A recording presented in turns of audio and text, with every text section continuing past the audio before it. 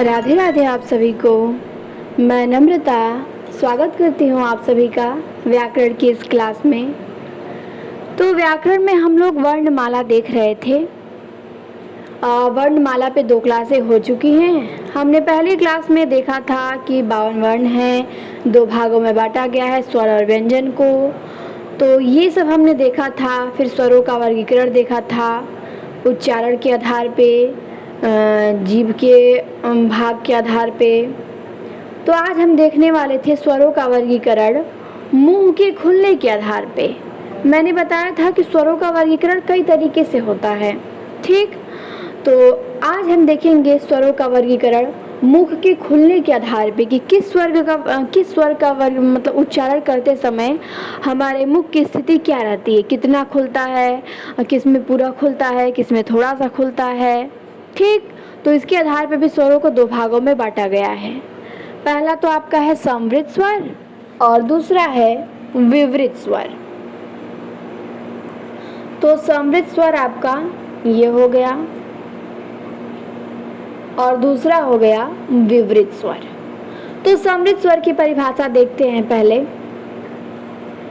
जिन स्वरों के उच्चारण में मुख सबसे कम खुलता है अर्थात लगभग बंद रहता है उसे समवृत स्वर कहते हैं। तो ये आपको ध्यान देना है कि जिस स्वर के उच्चारण में मुख सबसे कम खुलता है या लगभग बंद रहता है उन्हें क्या कहते हैं, हम समवृत स्वर कहते हैं। तो आप देखिए कौन कौन से आएंगे समवृत स्वर में, ई, उ, री। इनका उच्चारण करके आप देखिए आपका मुंह बिल्कुल थोड़ा सा खुलता है, ठीक, ज्यादा नहीं खुलेगा। वहीं पे आप आ, ओ ये बोल के देखिए तो आपका मुंह पूरा खुलेगा, ज्यादा खुलेगा थोड़ा। लेकिन ई, उ, री इनका उच्चारण करने में आपका मुख है बहुत थोड़ा सा नॉर्मली खुलता है, ठीक। अब ये नहीं कि जबरदस्ती खोल के और कहे कि नहीं पूरा खुल रहा है, ऐसा नहीं। तो ये ध्यान देना है आपको कि जिन स्वरों के उच्चारण में मुख सबसे कम खुलता है या लगभग बंद रहता है वो समवृत स्वर कहलाते हैं। आप अगर उच्चारण करके भी देख सकते हैं, ई, उ, री ये आपके 5 समवृत स्वर हैं। क्लियर है। अगला है विवृत स्वर। विवृत स्वर की परिभाषा देखेंगे। जिस स्वर के उच्चारण में मुख सबसे अधिक खुलता है अर्थात पूरा खुलता है उसे विवृत स्वर कहते हैं। क्या कहते हैं, विवृत स्वर कहते हैं। जैसे आ का उच्चारण करके देखिए मुंह आपका पूरा खुलेगा, आ। तो आ क्या हो गया, ये आपका विवृत स्वर है। जिस स्वर के उच्चारण में मुख अधिक खुलता है अर्थात पूरा खुलता है उसे हम विवृत स्वर कहते हैं। तो विवृत स्वर क्या है, आ है। तो हमने देखा समवृत पहला, दूसरा देखा विवृत। अब हम देखेंगे अर्ध समवृत और अर्ध विवृत, ठीक। 4 भागों में बांटा गया है। सॉरी मैंने 2 भाग बोल दिया था स्टार्टिंग में कि मुख के खुलने के आधार पर स्वरों को 4 भागों में बांटा गया है। समवृत स्वर, अर्ध समवृत स्वर, विवृत स्वर, अर्ध विवृत स्वर। तो समवृत और विवृत आपको क्लियर हो गया। समवृत में बिल्कुल कम खुलता है, विवृत में बहुत अधिक खुलता है मुंह। जैसे आ के उच्चारण में आ अकेले आपका ये विवृत स्वर है। अब आते हैं अर्ध समवृत पे। तो अर्ध समवृत की हम परिभाषा देखेंगे सबसे पहले। समवृत स्थिति से कुछ अधिक खुलता है अर्थात मुख आधे से कम खुलता है। जो अर्ध समवृत स्वर है तो समवृत स्वर में मुंह बिल्कुल थोड़ा सा खुलता है लेकिन अर्ध समवृत में उससे थोड़ा अधिक खुलता है, ठीक। मतलब पूरा नहीं खुलता है, पूरा का आधा खुलता है, पर समवृत से अधिक खुलता है इसमें अर्ध समवृत के उच्चारण में। तो जैसे ए, ओ करके देखिए आपका मुंह लगभग आधा खुलेगा, ओ, ए। तो ओ और ए क्या हो गए, ये आपके अर्ध समवृत स्वर हैं। अब आता है अर्ध विवृत स्वर।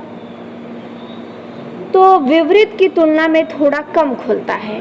जैसे विवृत स्वर आपका है तो विवृत स्वर में आपका मुंह पूरा खुलता है, आ। लेकिन अर्ध विवृत में थोड़ा सा कम खुलता है। ठीक, जैसे अ, ए, औ, अ, ए, औ। इसके उच्चारण में मुख आपका क्या होता है, थोड़ा सा विवृत की तुलना में कम खुलता है। तो आपके अ, ए, औ अर्ध विवृत स्वर हो गए। तो समृद्ध स्वर में कौन कौन से हैं? समृद्ध स्वर में है ई, ऊ, री, ये आपके समृद्ध स्वर में है। ई, ऊ, री समृद्ध। आ विवृत में है। अर्ध समृद्ध में ए और ओ है। अर्ध समृद्ध में ए और ओ है और अर्ध विवृत में अ, ए, औ। अ, ए, औ अर्ध विवृत में है, तो ये ध्यान देना है। समृद्ध में मुंह थोड़ा सा खुलता है, विवृत में पूरा खुलता है। अर्ध समृद्ध में मुंह समृद्ध से कुछ अधिक खुलता है और अर्ध विवृत में विवृत से कुछ कम खुलता है।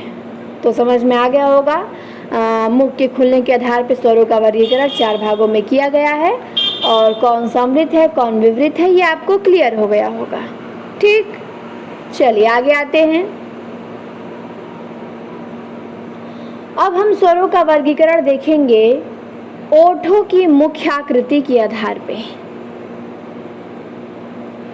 ओठों की मुख्य आकृति के आधार पे स्वरों का वर्गीकरण हम देखेंगे। तो पहला है आपका वर्तुल स्वर या गोलाकार स्वर या वृत्तमुखी या वृत्ताकार। ठीक, इसको 2 भागों में बांटा गया है ओठों के आकृति के आधार पे। तो पहला तो वृत्ताकार स्वर है और दूसरा अवृत्ताकार स्वर है। वृत्ताकार को वर्तुल भी कहते हैं, गोलाकार भी कहते हैं, वृत्तमुखी भी कहते हैं। इसकी परिभाषा क्या है? वे स्वर जिनका उच्चारण करते समय ओठ गोल हो जाते हैं अर्थात वृत्त जैसी आकृति ग्रहण कर लेते हैं, वृत्तमुखी या वृत्ताकार स्वर कहलाते हैं। तो नाम ही से स्पष्ट हो जा रहा है वृत्ताकार स्वर। जिस स्वर के उच्चारण में हमारा मुंह, ओठ की आकृति बिल्कुल गोल हो जाती है वो वृत्ताकार है। जैसे ऊ, ओ, औ, ये 4 आपके क्या हैं? वृत्ताकार हैं। ऊ, ओ, औ। देखिए आपका मुंह जो ओठ है उसकी आकृति बिल्कुल गोलाकार में हो जाएगी। तो ये क्या है? आपके वृत्ताकार स्वर हैं। अब आते हैं अवृत्ताकार स्वर। अवृत्ताकार में इसको हम प्रश्वित भी कहते हैं, अवृत्तमुखी भी कहते हैं। तो ये बिल्कुल वृत्ताकार के अपोजिट होगा। वे स्वर जिनका उच्चारण करते समय ओठ गोल नहीं होता अपितु फैल जाता है, ठीक चौड़ाई में हो जाता है थोड़ा, तो वो अवृत्ताकार स्वर कहलाते हैं। जैसे अ, आ, ई, ए। ओठ गोल नहीं हो रहा है आपका किनारे किनारे की साइड फैलता है थोड़ा सा ओठ, ठीक, तो ये आपका अवृत्ताकार स्वर है। तो सबसे आसान इसी को पहचानना है, वृत्ताकार और अवृत्ताकार को। 2 ही है। तो वृत्ताकार जिसमें ओठ गोल हो जा रहा है ऊ, ओ, अ। अवृत्ताकार जो बच गए अवृत्ताकार हो गए अ, आ, ई, ए। ठीक, तो डाउट आपका क्लियर हो गया होगा। आ को थोड़ा सा ध्यान देना है, आ में लोग कंफ्यूज हो जाते हैं, उसको वृत्ताकार में कर देते हैं। नहीं, लेकिन वृत्ताकार नहीं है। आ कहने में ओठ गोल नहीं हो रहा है हमारा। तो अ, आ, ई, ए ये अवृत्ताकार स्वर है। क्लियर है? चलिए आगे आते हैं। टिप्पणी में दिया है कि जो री है वो ना वृत्ताकार है और ना अवृत्ताकार है। री आपका अर्धवृत्ताकार स्वर है। क्या है ये? री अर्धवृत्ताकार स्वर है। ठीक, तो ये भी इम्पोर्टेंट है, ये भी आपको ध्यान देना है। पूछ सकता है भाई कि वृत्ताकार और अवृत्ताकार तो आपने बताया, पर री क्या है? तो री आपका अर्धवृत्ताकार स्वर है। चलिए, अब अगला टॉपिक हमारा दिया है, अगला पॉइंट कि उच्चारण के आधार पे स्वरों के 6 भेद होते हैं। इम्पोर्टेंट है, प्रश्न बनता है, ध्यान देना है। उच्चारण के आधार पे स्वरों के 6 भेद होते हैं। कंठ स्वर अ, आ, जैसे व्यंजन हमने पढ़ा था ना, कंठ व्यंजन, तालव्य, मूर्धा, दंत, ओष्ठ, वैसे स्वरों में भी है वही स्थिति। तो जिन स्वर का उच्चारण कंठ से होता है उन्हें कंठ स्वर कहते हैं, जिनका तालु से होता है तालु स्वर, जिनका मूर्धा से होता है मूर्धा स्वर।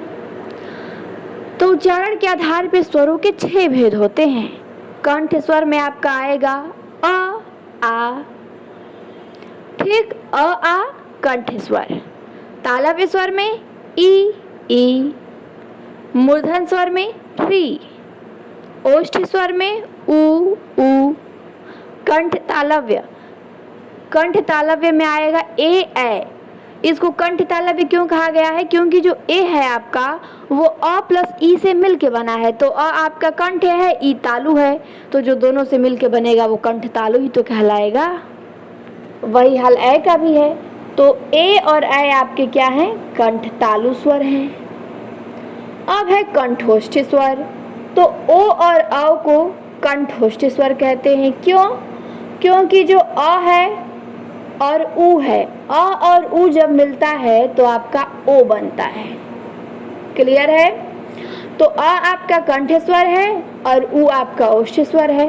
तो जब दोनों के मिलने से जो चीज बनेगी तो उसे कंठोष्ठ स्वर ही ना कहा जाएगा।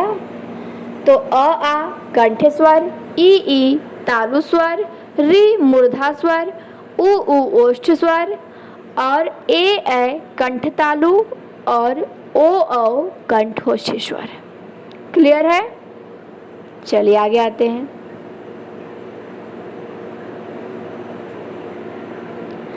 अगला दिया है अयोगवाह, कि अयोगवाह किसे कहते हैं और उनका प्रयोग कहाँ होता है, कैसे होता है, इसके बारे में हम देखेंगे। ठीक, तो वे ध्वनियाँ जिनका किसी वर्ण से योग नहीं होता उन्हें अयोगवाह ध्वनियाँ कहते हैं। अयोगवाह किसे कहते हैं? जिनका किसी वर्ण से योग नहीं होता उन्हें अयोगवाह कहते हैं। अयोगवाह ध्वनियाँ 2 हैं, अंगा, अह। कितनी हैं? 2 हैं। अंगा अनुस्वार और विसर्ग, ये आपके दोनों अयोगवाह हैं, ध्यान देना है। तो कंपन में देखिए आपका अनुस्वार लगा है, पुनः में आपका विसर्ग लगा है। ठीक, तो ये आपका क्या होगा? अयोगवाह का प्रयोग ऐसे किया जाता है। जैसे अयोगवाह 2 ठो हैं, अंगा और अह, तो इनका नाम भी है। अंगा अनुस्वार कहते हैं अंगा को, और अह को विसर्ग कहते हैं। तो दोनों अयोगवाह ध्वनियाँ हैं अंगा और अह, तो दोनों का नाम क्या है? अनुस्वार और विसर्ग है। अब देखेंगे कि अनुस्वार का उच्चारण कहाँ से होता है। ठीक, तो अनुस्वार का उच्चारण होता है नासिका से, हमारी नाक से। बोलिए अंगा, नाक से हवा निकलती है। ठीक, तो नासिका से इसका उच्चारण होता है। अब बात आता है कि अनुस्वार जो है आपका वो सघोष है कि अघोष है। तो ये सघोष है। ये क्या है? सघोष है। और अल्प प्राण है कि महाप्राण है? तो ये अल्प प्राण है। अनुस्वार आपका अल्प प्राण है।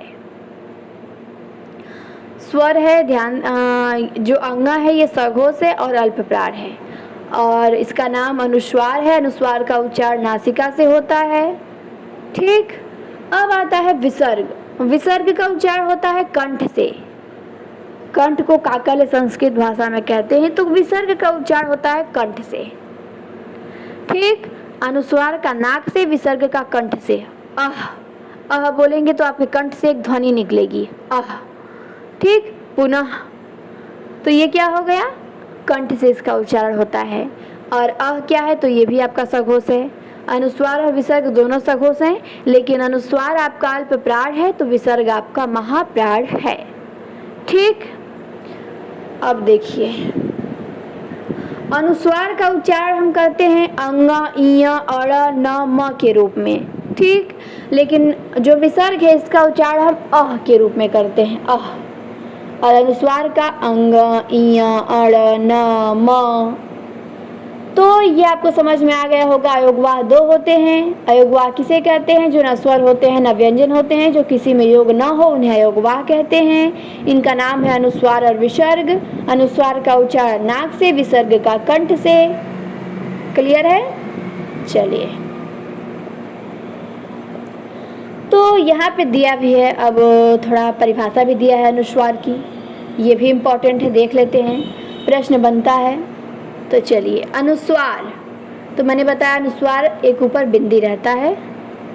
जब किसी वर्ण का उच्चारण करते समय हवा केवल नाक से निकलती है तो उसे प्रकट करने के लिए सिरारोख्यों के ऊपर बिंदु का चिन्ह लगाया जाता है। इसे ही अनुस्वार कहते हैं। जैसे बंदर, कंधा, शंग, लंगर।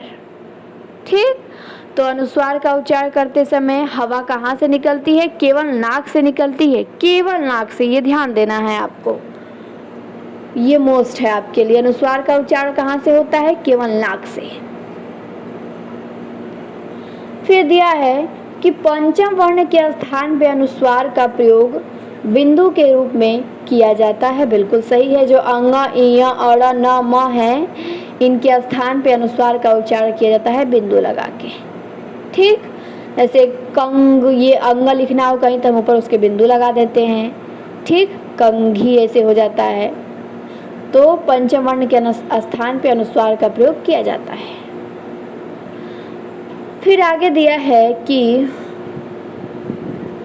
शब्द में अनुस्वार के बाद जो व्यंजन लगा हो उसी के पंचम वर्ण को अनुस्वार के रूप में बोला या लिखा जाता है। तो दिया है कि शब्द में अनुस्वार के बाद जो भी व्यंजन लगा हो उसी वर्ग के पंचम वर्ण को अनुस्वार के रूप में बोला जाता है। जैसे गंगा, तो ग ये क वर्ग का है, तो क वर्ग का पंचमाक्षर कौन सा है? तो अंग है, तो यहाँ पे अंग, ठीक, बोला जाएगा, अंग के रूप में उच्चारण होगा इसका। फिर त वर्ग में पंथ, तो प के ऊपर बिंदी है, तो प किस में आता है? प आता है आपका त वर्ग में, नहीं सॉरी, जो अनुस्वार है उसके बाद जो व्यंजन हो, तो पंथ, तो थ है ना आपका, थ किस में आता है? त वर्ग में आता है। तो त वर्ग में आता है, तो त वर्ग का पंचमाक्षर न है, तो यहाँ पे इसका उच्चारण पंथ, न के सेंस में हो रहा है। इसी तरह चंपक, तो चम, अनुस्वार के बाद प व्यंजन आया है ना, तो प किस वर्ग का है? प वर्ग का है, तो इसका उच्चारण प वर्ग का पंचमाक्षर म है, तो इसका उच्चारण हम म के सेंस में करेंगे, चंपक। देखिए, तीनों के ऊपर अंग अनुस्वार ही लगा है, लेकिन यहाँ पे गंगा अंग के सेंस में, पंथ न के सेंस में, चंपक म के सेंस में हो रहा है। क्यों?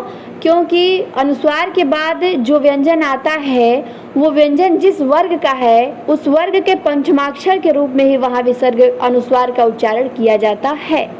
जैसे यहाँ पे चंचल है, यहाँ पे पंडित है। ठीक,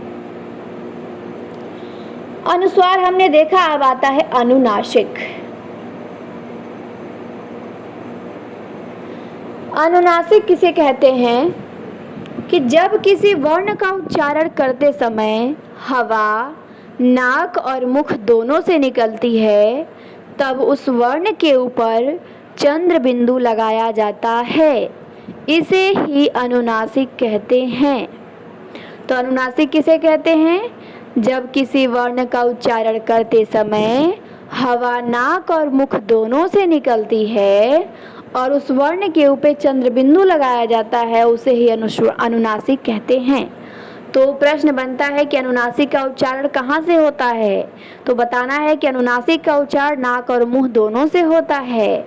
अनुस्वार का केवल नाक से, अनुनासिक का नाक और मुंह दोनों से। जैसे पंखुड़ी, तो मुख से भी हवा निकल रही है, नाक से भी। तांगा, लहंगा, अनुनासिक का चिन्ह चंद्र बिंदु होता है, ये भी आपको ध्यान देना है। अनुस्वार में केवल एक बिंदु और अनुनासिक में चंद्र बिंदु। धंसना, हंसी आदि। जब सिरारेखों के ऊपर कोई मात्रा न हो तब चंद्र बिंदु का प्रयोग किया जाता है, अन्यथा बिंदु का प्रयोग होता है। जैसे यहीं, कहाँ, कहीं आदि। तो यहीं पे देखिए, यहीं पे ह पे ई की मात्रा है, छोटी बड़ी ई की, तो यहाँ पे एक बिंदी लगा दिया गया है केवल। कहाँ के ऊपर कोई मात्रा नहीं है तो यहाँ पे चंद्र बिंदु लग गया है। ठीक, अब आते हैं विसर्ग। हमने देखा अनुस्वार और अनुनासिक, अब देखेंगे हम विसर्ग को। तो विसर्ग का चिन्ह होता है यही, दो ठो बिंदी होता है अह। इस ध्वनि का उच्चारण ह के समान होता है। यह स्वर नहीं है, इसे अ के साथ जोड़कर अह की तरह लिखा जाता है। इसका प्रयोग प्रायः संस्कृत के तत्सम शब्दों में किया जाता है, जैसे प्रायः, प्रातः, अतः, स्वतः। ठीक, तो विसर्ग का उच्चारण ह की तरह होता है। ये स्वर नहीं है, अ के साथ विसर्ग लगा के इसका उच्चारण अ के रूप में किया जाता है। विसर्ग का अधिकतर प्रयोग संस्कृत में होता था और होता है, हिंदी में बिल्कुल न के बराबर होता है, फिर भी थोड़ा बहुत होता है ये विसर्ग का भी प्रयोग। तो हमने देखा अनुस्वार, अनुनासिक, विसर्ग। अनुस्वार केवल नाक से, अनुनासिक नाक और मुंह दोनों से, और विसर्ग का तो कंठ से उच्चारण होता ही है। चलिए आते हैं, आगे दिया है, यहाँ पे दिया है इन्हें भी जाने। ठीक, तो इसको भी जान लेते हैं भाई। हिंदी वर्णमाला में उच्चारण स्थान के आधार पे निम्न प्रकार हैं। पीछे हमने देखा था, उसी को यहाँ पे एक जगह किया है, तो ये बिल्कुल याद होना चाहिए। जितना हम लोग पढ़ रहे हैं व्याकरण का मतलब कि आपको ये पूरा याद होना चाहिए, इसीलिए मैं छोटा छोटा पढ़ा रही हूँ, वीडियो बना रही हूँ, ताकि आपको याद करने में कठिनाई ना हो। एक दिन जो देखिए वो तुरंत याद कर जाइए। ठीक, ऐसा नहीं कि मैं केवल कह के कोरम पूरा कर रही हूँ, याद होना चाहिए बिल्कुल भी। तो जैसे देखा अ और आ, इसका उच्चारण कंठ से होता है। ई और ई, इसका उच्चारण तालु से। उ और उ, इसका उच्चारण ओष्ठ से। री, इसका उच्चारण मूर्धा से। ए कंठ तालु है, ओ कंठ ओष्ठ है। तो ये आपको ध्यान देना है।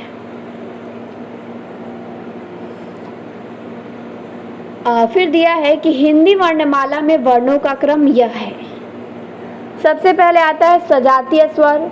सजातीय स्वर में कौन कौन से आएंगे? अ, आ, ई, उ। ये आपके सजातीय स्वर हैं। ठीक, फिर विजातीय स्वर में आप क्या आ जाएंगे? री, ए, ओ, औ। ये आपके 5 विजातीय स्वर हैं। जो अन्य 2 स्वरों के मिलने से बने हैं वो विजातीय स्वर हैं, और जो समान स्वर या किसी स्वरों के मिलने से नहीं बने हैं वो सब सजातीय स्वर हैं। तो ये तो हम लोग पीछे समझे थे, कोई डाउट नहीं होगा यहाँ पे। सजातीय स्वर जो समान स्वरों के मिलने से बना है, या फिर मूल स्वर है किसी के मिलने से ना बना हो, वो सजातीय में आ जाएगा। और विजातीय जो 2 अलग अलग स्वरों के मिलने से बना है, जैसे ए हो गया, अ प्लस ई दोनों अलग अलग स्वर हैं, उनके मिलने से बना है, तो ये विजातीय हो गया। तो हमारा ये यहीं पे समाप्त होता है। फिर अगला टॉपिक हमारा रहेगा और भी है, स्वरों के संदर्भ में विशेष तथ्य है, फिर कुछ क्वेश्चन है, तो और भी इंटरेस्टिंग है, आगे बहुत मज़ा आने वाला है। तो उम्मीद करते हैं कि ये इतना आप लोगों को अच्छे से समझ में आ गया होगा। पूरा कंठस्थ कर लीजिएगा, समझ लीजिएगा। कोई डाउट हो तो कमेंट में ज़रूर पूछिएगा, बिल्कुल क्लियर हो जाएगा आपका डाउट। बाकी क्लास कैसी लगी कमेंट में ज़रूर बताएं, और कोई कमी भी हो तो उसे बताएं, सुधार किया जाए। फिर मिलते हैं हम नेक्स्ट क्लास में। क्लास अच्छी लगे तो सभी के यहाँ शेयर करें, चैनल को सब्सक्राइब करें। Thank you so much.